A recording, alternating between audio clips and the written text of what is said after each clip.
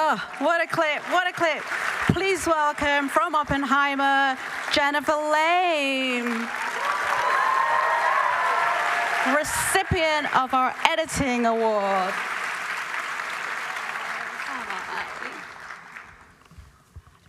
Oh, Jennifer, that clip is so amazing. You know we love Kitty Oppenheimer, right? Love her, yes. I know we're going to talk about cutting, the Trinity test, but cutting this sequence, this was way more fun than the Trinity test. Right? let's talk about it. Obviously Chris' script everything's there, but the conversations that you had with him about this moment. The kitty, yeah. Yeah, that scene, when I watched the dailies on that, I was just like, wow, it was so fun. And there was an even longer version of the scene that I first assembled that's just incredible. It just goes, she's just so good. And Jason Clarke is so mean, and he's so good at being mean. And yeah, it was just, I could have spent days just cutting different versions of that. It was so fun. I love the build up to it because I think, as Ludwig was saying, you think she's going to come in there and just mess things up for him, and instead she doesn't. Talk about that pacing of building up to that moment and then just the reveal that actually she's got his back.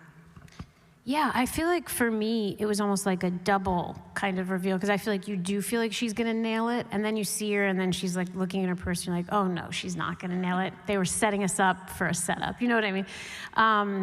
And then she's slow, and the slow kind of build that she does is so brilliant, and Emily's performance is so subtle, and her I don't like that phrase, the way she delivers that line, it does everything, and it's such a beautiful performance, and so her performance that build was kind of built in there.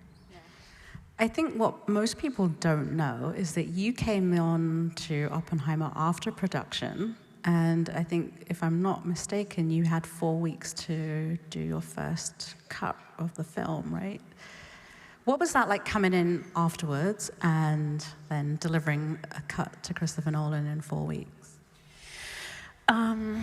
It was weird, because I had asked a lot of people for advice about that, other editors, and they were like, do not do that. It's one of the worst things you can do. Because typically we start while filming, so we're editing as, the film is being shot.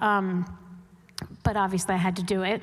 And I just kind of, it weirdly worked okay for me, because I met with Chris the day after they stopped filming. I showed up, and he said, watch all of the footage, but you don't have to, I don't expect that you'll be able to finish an assembly, so just do what you can. And then that kind of took all the pressure off, and I was like, oh, okay, I'm obviously gonna do an assembly. It just took the pressure off, because I think when you're working alongside the shoot, it's just really intense, and the footage is coming in all out of order, you know what I mean? And typically I do like working that way, because then I can keep up, but there was something freeing about kind of coming into this not knowing anything. I loved the script, and then I all of a sudden got to watch everything, and it was like little presents every day, opening the dailies bins. So it was kind of a unique, fun experience that worked quite well with the specific film. Yeah. I mean, I love the dialogue sequences, those moments there, and especially during the Senate hearings. But let's talk about cutting the Trinity test, because I'm sure that's what everybody wants to hear. The building up to that moment, and what putting in Ludwig's score, the incredible sound design, yeah. Yeah, well, we had the piece of music that Ludwig made pretty early on, so we kind of laid that in, and then I think a big part of the Trinity sequence too is building up to the actual, the night, right? So it was kind of like the build up, so we have to go on the 14th, I can't remember what the date is, but that whole section, and Ruth, the production designer, had actually done a bunch, she had built a lot of extra things that weren't in the script. So the script, actually, that sequence was 2 sentences. So I remember when I opened those scene bins, I was like, what? There's so much footage. So we actually had so much to play with. So yeah, that whole section, the build up, and then the night of, yeah, it was just really fun. Chris and I kind of did a lot of that together. I had put some kind of sequence together for my assembly, but I was really trying to get to the end of the film. So that was a sequence that I hadn't spent too much time on it, and Chris and I kind of like rolled up our sleeves for 3 days straight and just like really played with it, and it was just fun. I don't know. We love hearing that it was fun. Was there a sequence, though, that was really kind of like, that took the longest to nail for you? Like the most challenging one?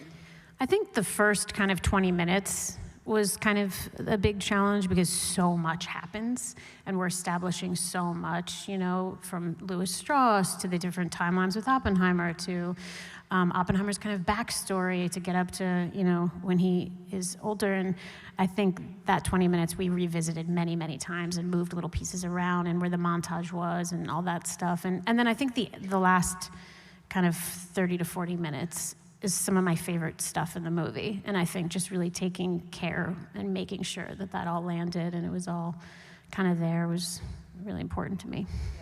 No, and you did such an incredible job on it. I'm so glad that you're here and that we can celebrate your work on this.